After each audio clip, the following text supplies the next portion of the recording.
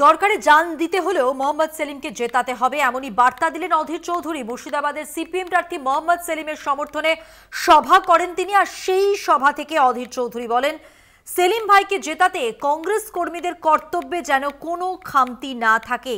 তিনি মোহাম্মদ সেলিমকে মুর্শিদাবাদে দাঁড়াতে বলেন।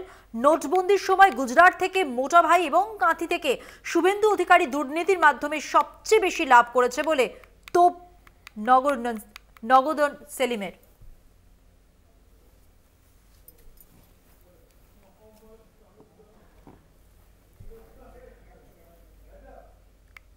আমরা একইভাবে লড়ছি, একই জায়গায় লড়ছি, একই লক্ষ্যে লড়ছি, এটা যেন মনে থাকে। কোথাও মুর্শিদাবাদের কোথাও, এই মুর্শিদাবাদ লোকসভার কোথাও যেন মোহাম্মদ সেলিমকে জেতানোর জন্য কংগ্রেস কর্মীদের কর্তব্যে কোনো ত্রুটি না হয়। দরকার হলে জান দিয়ে দিও, কিন্তু সেলিমকে এখান থেকে দিও।